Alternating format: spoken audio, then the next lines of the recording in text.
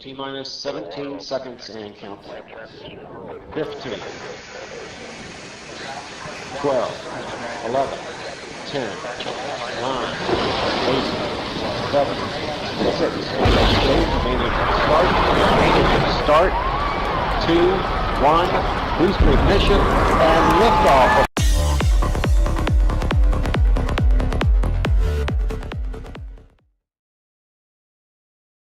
And can you hear me? Let me know down below if you can hear me, because then we got 50% of this little show going.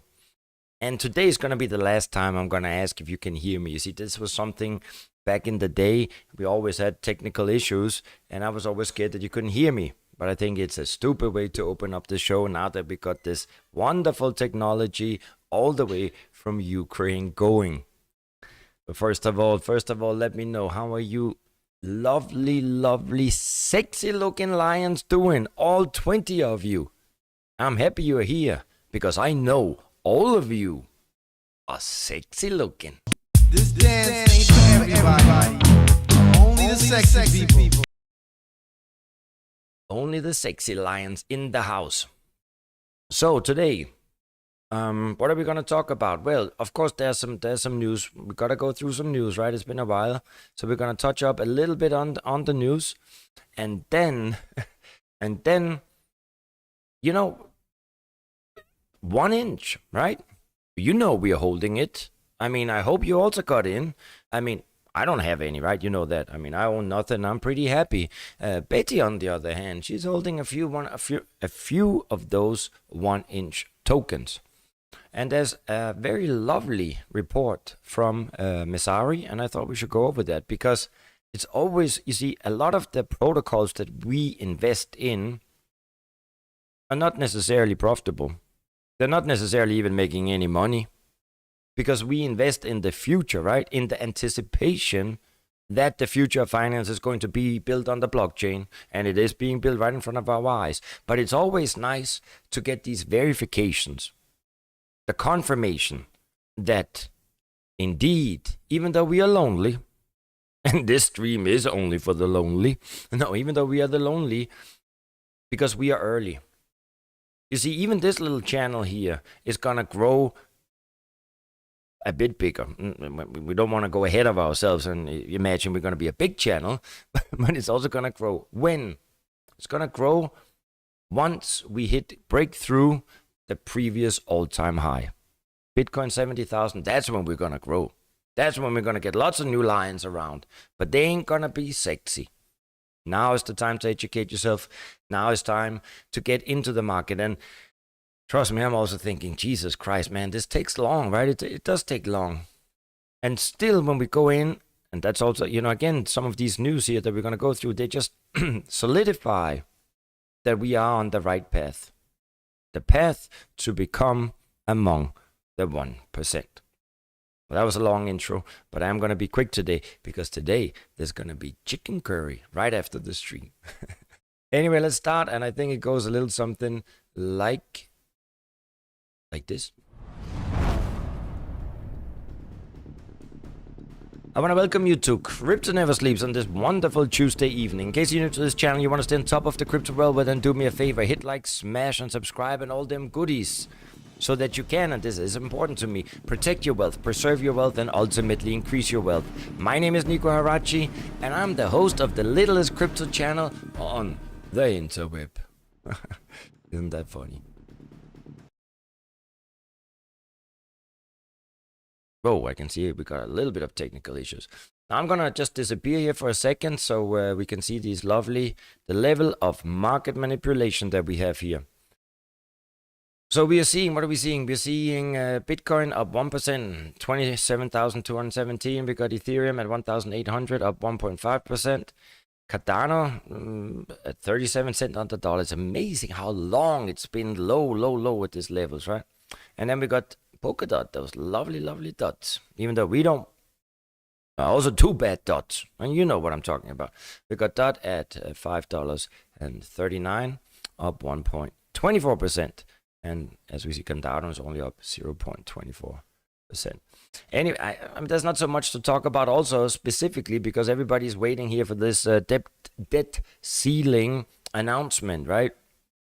Now, I mean, just look at the volume. I mean, if you look at the volume, wait, let me just. I think I should be there. I have to be here. Boom. I mean, look at the volume here on the left, on the right, all over there. Look how little volume. I mean, it's amazing, right? And it even looks smaller than it is. That means that, yeah, I don't even know what it means, but we're still below the 7-day moving average. I mean, we gotta follow that, right? I think that this debt ceiling debate and discussion now, if you follow this channel, you know my point of view. I mean, it's a circus, right? You see, a fiat-based currency issued by the fraudulent central bank, where the entire monetary system is built up on debt, is about to implode. Now, usually they give these fiat-based systems that have absolutely no underlying value around 100 years before the mathematical equation where it has to come to an end, where it simply implodes, right? When you have to pay more interest than what you can actually issue new money. And we are very close to getting there. Now, they are making it quite interesting currently, until the next moment. Now, I'm sure you're also following it, and we got 4 more days until 1st of June, and this awful lady there, Janet Yellen, is just writing. I mean, even the way that she is setting up the letter and writing that if the U.S. can, won't be able to pay its debt, like she has absolutely no feelings towards it. It's like it's not a part of her world. But no matter, I believe, no matter what's going to happen, it's all planned by the people behind the curtain. However, we are in a bad situation, and the situation doesn't get better by the fact that the US have, given away so many billions upon billions to this war in Ukraine when they got their own troubles. When it comes to these issues about raising the debt ceiling and the monetary system, you cannot, you ultimately will really never know what's going to happen. But I did last week point out that perhaps if I could imagine that we could see some bad news, maybe, and if in case we're going to see some bad news, then I could imagine that we could probably retrace back to the previous low here around 15,000. Now, in case we would do that, I mean, then I think it's still going to be quick, and then there will again come out some good news. So yeah, I know what I'm saying here is not very detailed, and but it is a circus. Let's see. But fundamentally and ultimately, I believe that we are on the right path, and that's why I'm also not, even if we are going to see a pullback or retracement back to around 15,000, it's just a good opportunity to enter into more top quality coins, like for example 1inch. Yeah, that's it. Let's go to the chat, because we still got lots of things to do in the next 20 minutes.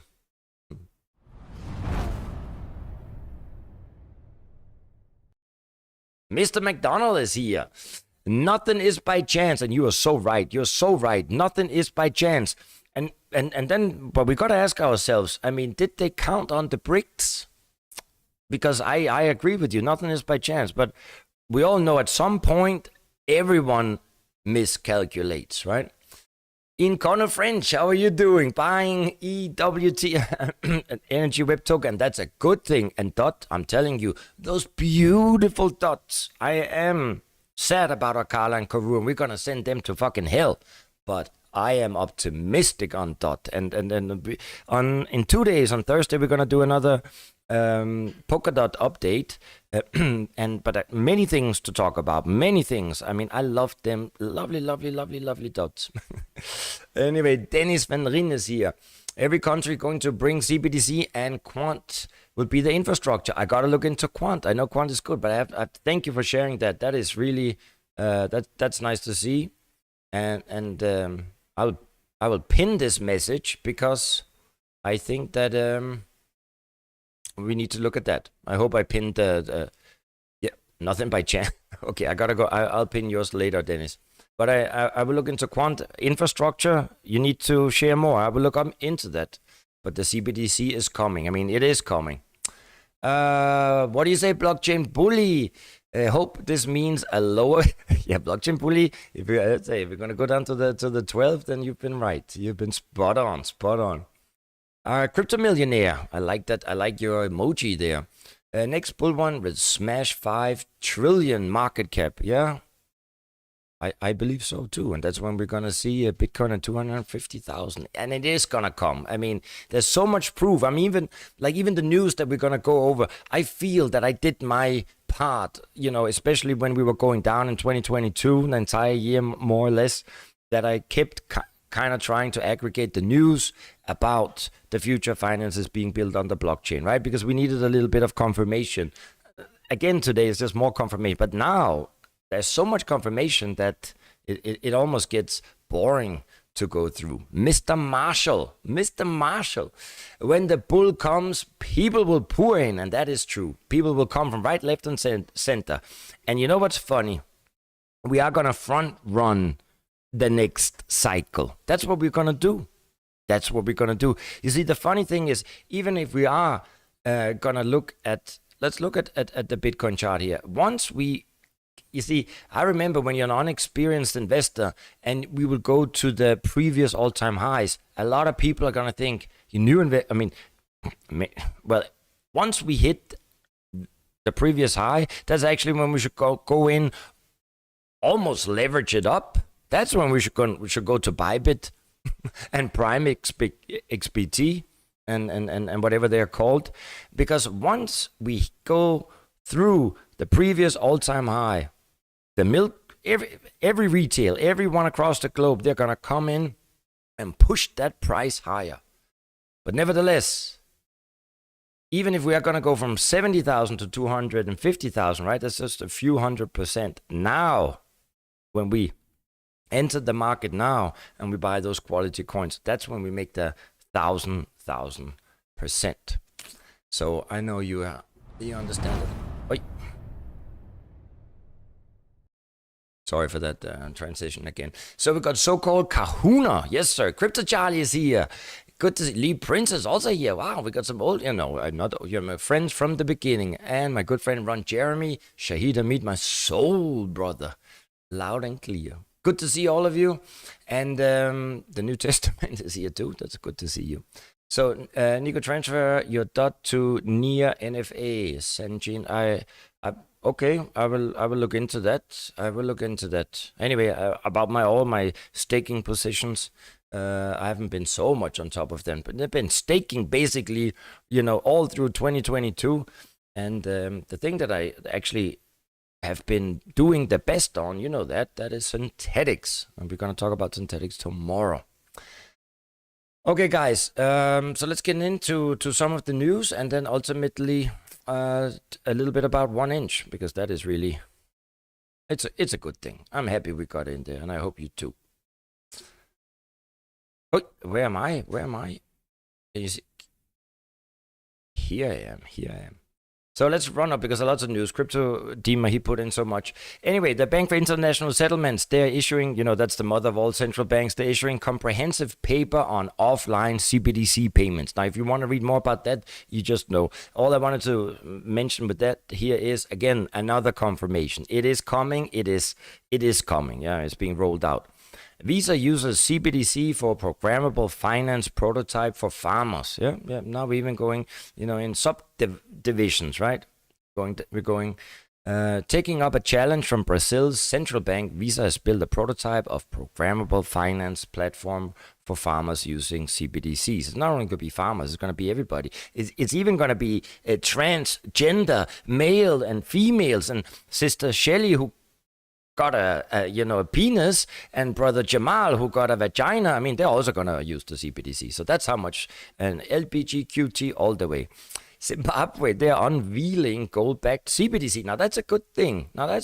You see, I believe that the BRICS, they're gonna come out with something similar, right? They're gonna come out with a commodity-backed currency. I hope it's not going to be really a CBDC, but it's going to be on the blockchain. But let's see what Zimbabwe is doing.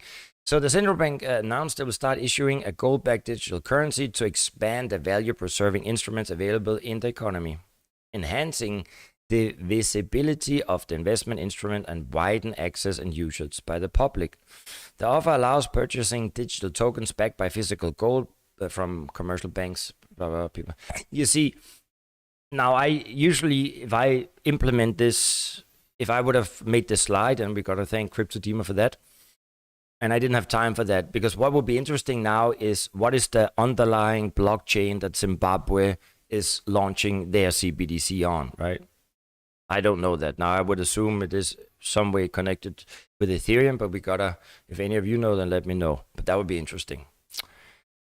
Next piece of news: a university in the United States received $20 million in federal funding to go toward the creation of a new artificial intelligence institute. Yeah, I think we can. That was the piece of news that's not so. We don't need to share that. That was wrong here.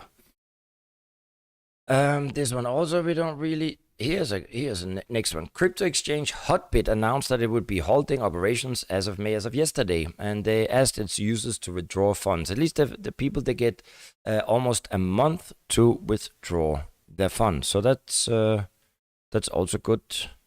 The only option is to become more. Yeah, I didn't even know that. And let me know. Do you use Hotbit? I personally never used Hotbit. Here, for all of you who love Ripple, and I have to say that, there was a time when I had XRP, the token on the shit list. Now I'm officially taking XRP off the shit list. Now we're not going to invest into XRP. But that would just go against my pride. No, I'm not saying that. A lot of respect to Ripple and XRP. The reason why we still don't invest is because I simply think there are so many other much lower cap coins and protocols where the risk reward potential is better. But I have to say, lots of respect also to the consistency and persistence, especially from Garlic Bread there, yeah? Anyway, so Ripple is to demonstrate tokenization in Hong Kong with an Hong Kong pilot program using a new CBDC platform. So Ripple, they're really coming out strong, right? So Ripple will participate in the Hong Kong Monetary Authority's digital Hong Kong dollar, the EHKD. And the central bank digital currency pilot program by showcasing a real estate asset tokenization solution. The company will reveal its new CBDC platform at the same time. Ripple will partner with Taiwan's Fubon Bank and others to demonstrate equity release with tokenized assets using a retail version of the Hong Kong dollar CBDC, and equity release, also known as reverse mortgage, in the practice of a lender letting a homeowner access the equity in their home with payment coming due only when the house is sold. Actually, very interesting. Very interesting. I gotta say, good news. It also benefits the overall, the entire industry. And I'm gonna take my hat off. Well done, I have to say. So another piece of news where we have one of these old traditional auction houses, Sotheby's, right? Here you can also read it more yourself. I'm not going to go so much into it, but there we got I can see we got the. Anyway, so Sotheby's, they auctioned some NFTs, right? And usually Sotheby's, they will only auction, things that you could hold in your hand, right? Like old pictures and silverware and everything else. So they're also really on the trend. And so the auction part of 3 Arrows rare NFT collection, bringing in 2.4 million. The highest priced NFTs from part 1 of the Grails collection are Fidenza, blah, blah, blah. Anyway, but again, it's just another sign, another verification, another confirmation that these old companies are, you know, on the way transforming. It's a transition going from traditional to digital. Let's see here. I'm gonna not mention all of them, all of the news. That's actually funny. I know this was with Ledger last week, right? There was a lot of let's say worry about Ledger, and that the keys would be displayed on the computer and could actually then ultimately be stolen.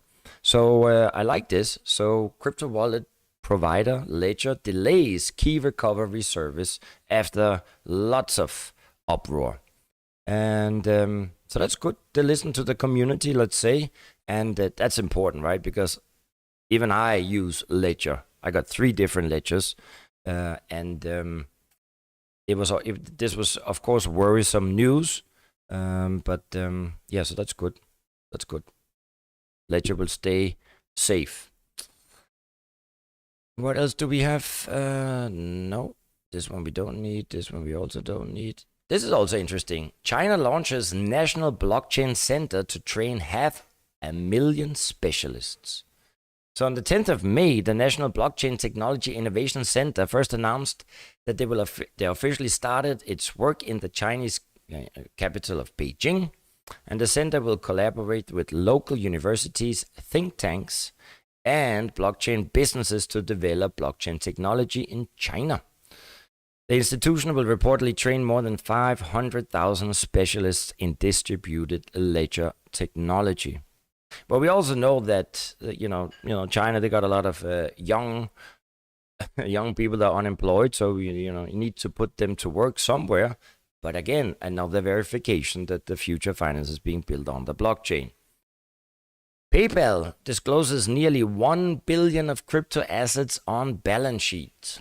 That's a lot of money, right? So again, another kind of traditional company. Last but not least, MakerDAO launches Spark Protocol, a new DeFi lending solution for DAI users. Now, I haven't really tried or looked into it, but MakerDAO, which is the ultimate DeFi coin token, an absolute blue chip that anyone who is serious about diversifying your portfolio at all, you need Maker. I mean, that goes without saying, right? So what do we see here? Now that it has launched the Spark Protocol, a lending solution for DAI users. According to the Twitter announcement, the first version of the Spark Protocol will act as a lending marketplace, providing users with supply and borrowing features for cryptocurrencies such as Ether, staked Ether, DAI, and staked DAIs. Very much Ethereum based. Now I think it's just time for a quick Bahama Mama moment before we go into 1 inch. And don't forget, October 2025 is when I think we're going to see a new all-time high.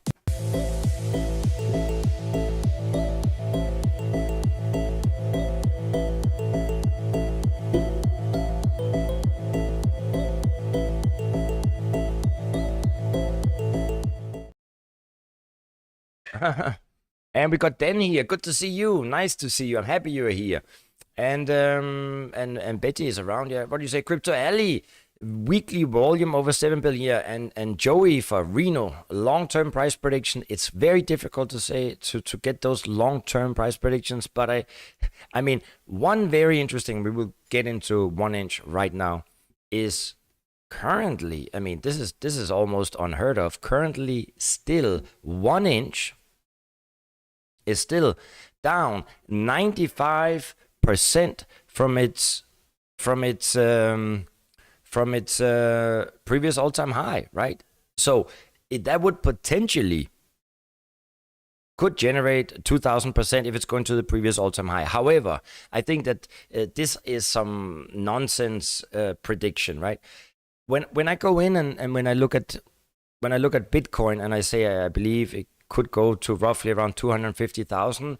Well, I based that basically just on the previous let's say, cycles where Bitcoin tends to, what do you say, 3 times, x 3 times, right? So it was always like you would see the price times 3, and then usually we would kind of go down. That's at least how it's been in the last previous 3 cycles. However, I mean, Bitcoin and 1 inch, I mean, it's 2 completely different things, right?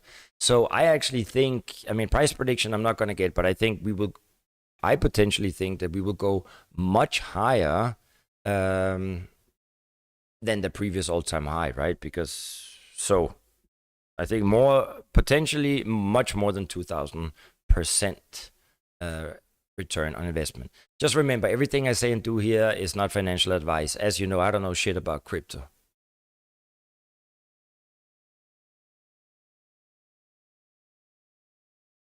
So yeah, I don't like to do a price, especially not here. But but I think it's better that we go through a little bit of these, this report. I will also share it with you so you can read it, because a price prediction is not worth a lot, but to see that a protocol, that they are working hard, that they're improving, that they're increasing the revenue, and especially making money. I mean, I think that's what really is wonderful to see. So I shared it with you so you can go through it. It's quite comprehensive, but basically they'll keep growing, right? So 1 inch processed an all-time high daily volume of 4 billion during the USD peg in March. So it's basically like from first quarter 2023 update.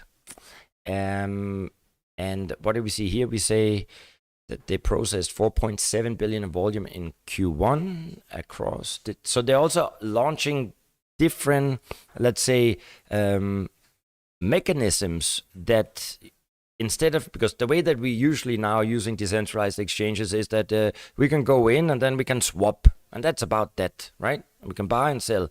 But 1 inch is actually, it's becoming much more like the online brokerage services that you can put in the price that, stop loss and where you want to enter the market, and it's just great.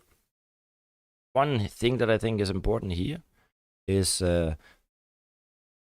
so 1 inch network's aggregator protocol dominance continues, as it accounted for 59% of the volume measured across all aggregators in first quarter, which is a 12% increase quarter over quarter. Of the 31 billion, I mean, I like those numbers. Of the 31 billion in volume on Ethereum mainnet, 43% was routed to Uniswap and 24% was routed to Curve Finance. What do we take out of that? Remember, I'm also a big believer, and we hold in our portfolio, that both Uniswap and Curve Finance. And again, here we can see what a dominance, you see, there's so many other DeFi tokens out there. They're really not going to make it. It's a verification also to see who is always the big ones in the background, right? So 1 inch is the aggregator, but we can see here Uniswap, takes 43%. And Curve is also important. Arbitrum, which we are also holding, has become the second most popular chain for 1 inch measured by volume, accounting for 6% of 1 inch's network total volume. And here we can see, this was also what I wanted to see here. So the 1 inch network is an all-in-all decentralized finance service provider, we know that, but operating currently on Ethereum, Arbitrum, Optimism, Polygon, Avalanche, BNB Chain, Genosis, Phantom, Clayton, and Aurora. And let me just see here. I mean, they also then, of course, they're going in and talking a little bit about their other products that they have launched, but just keep improving the functionalities that you don't find anywhere else. And this is what I really like. So here we got some key metrics overviews. We can see here the total volume in first quarter of 2023 at 37. It's up 41% compared to fourth quarter 2022. Now it's still lower than what we saw in first quarter and second quarter of 2022, but it is, as we can see here, picking up, and that is important, the trend, right? And total transactions is I mean, this is nice, right? Total transactions is bigger than it has ever been. So more people, more transactions. Total unique users is also growing. It's good to see. And the revenue, of course, the revenue in back in 2022 was higher, but again, compared to third quarter 2022, fourth quarter 2022, it is back on track. I mean, very much back on track. Let's scroll. What is this here? We cannot scroll down. Oh, bum. Yeah, okay, let's go down. So you see they got this limit order protocol that you cannot do on other decentralized exchanges. And bringing the total, this is also good. So they experienced a 7% Q-on-Q increase in users across its various protocols, bringing the total number of users in first quarter to almost 2.6 million. The growth, that's what we have to look at, because this is this exponential growth opportunity that we are anticipating, right? Because right now, the crypto market is very, very, very, very small.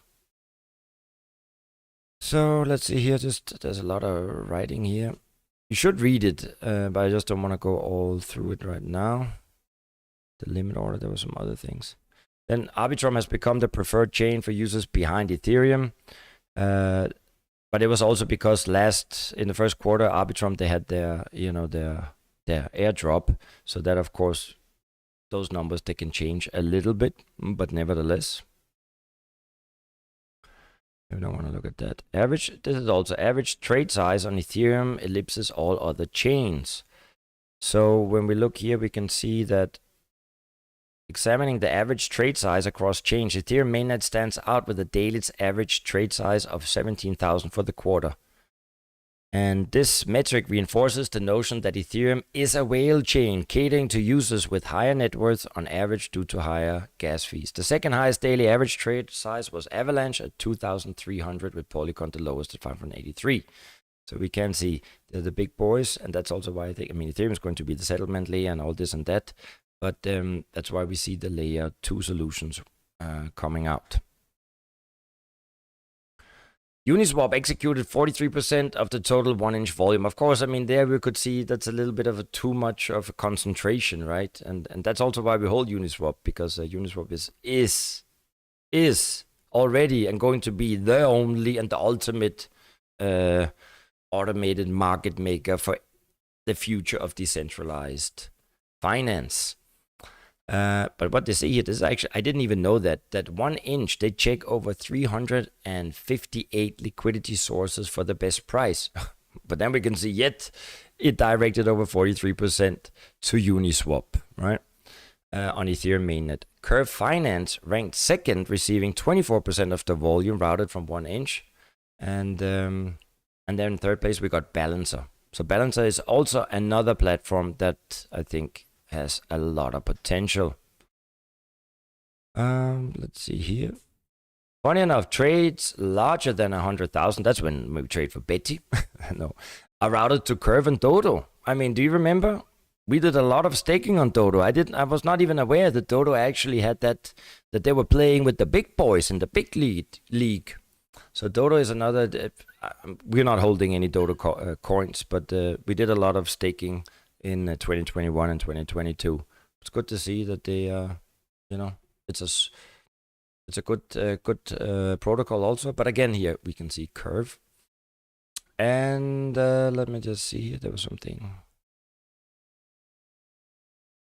Yeah. So smaller DEXs by volume, heavy balance, Curve, Uniswap. And this is maybe also interesting. So 1-inch, they continue to maintain its overall aggregator dominance. And that's important for us, right? So the 1-inch continues to dominate volume. The platform accounted for 60% of the total aggregator volume in Q1 and increased from 47% in Q4 2022. And it peaked in February, capturing 71% of the total aggregator volume that day.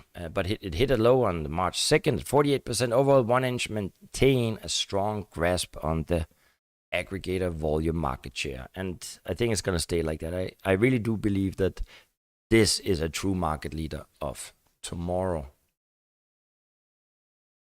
Put myself here. That's it. That's it. I think. I mean, you should go. That is what I like to see here. Nearly 22 million has been generated from the swap surplus. So the 1inch decentralized autonomous organization generates revenue from swap surpluses that arise when they basically make that's how they make money. And however, the majority is converted to USDC and sent to the 1inch network. DAO Treasury governance participants can control the revenue split through it. Basically, also by staking the 1inch tokens, you are getting, you're participating in the revenues of the 1inch protocol. And what do we see here?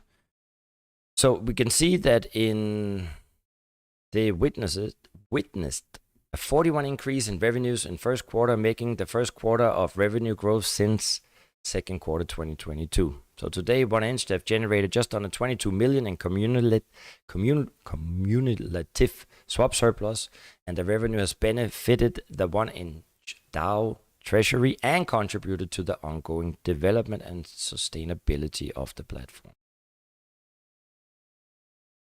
Overall, all good news, and go through it if you want to know it really in detail.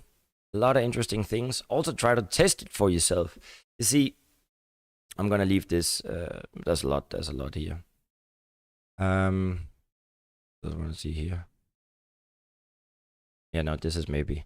So a significant 42% Q over Q increase in total volume processed was observed, which shows that the platform's user base and adoption of its protocols continued to increase. Ethereum continued to dominate as the leading chain for users by volume traded, while alternative chains like Arbitrum experienced notable growth.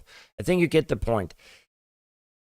You see, also when new investors, retail investors are gonna come into the market. Where are they gonna go? They're gonna go to 1inch. But I still think the most important thing, and that's also what you can do for yourself, and that's what I do. Whenever we test out new protocols, is actually the user experience. Of course, also does it work? Is it do we actually get the service that we expect? And 1inch has I use it a lot actually. I use it a lot, and they've never disappointed me. So that in itself is a certificate of good quality. So yeah, and that's it. I will now go quick to the chat and see. What do we say here? What do we see here? Immigrant son, you're number one. I'm no one. That's for sure. No faces here. Are you coming to Copenhagen? And remember, on Thursday, we're gonna have Polkadot update. And there's one funny thing also. Because on Thursday there is I think Polkadot Definance, which is a virtual conference. I'm gonna watch that, and right after that I will go live and share with you what I saw there. And then, of course, also in June, I think the 26th June, Polkadot is having their annual conference in Copenhagen. And nowhere is Akala mentioned. Betty, not my Betty. Betty is my star, but Betty Chen or Brian Chen, none of them. They're neither going to participate on Thursday in the virtual conference, nor they're going to be in Copenhagen. Something is out there. But we're going to talk more about that. Yes, I'm staking ICP, Michael. I am, and we should. We are working on launching a video where I go through the staking mechanisms, how to do it, and I mean the rewards on ICP, they're not that enormous, but again, ICP is also down, I think, more than 1inch, right? So what do you say here? And what do you say? How about Ukraine? What's new? Yeah, in Ukraine, there's nothing, where, yeah, it's funny, right? Because there's not so much. Let me see here if I can. I want to go in here and show you where we are here. Boom. See if it works. Oh, where am I? Let me see. Where am I? Okay, now I'm not there. Maybe here I am. Let me see if I can find myself.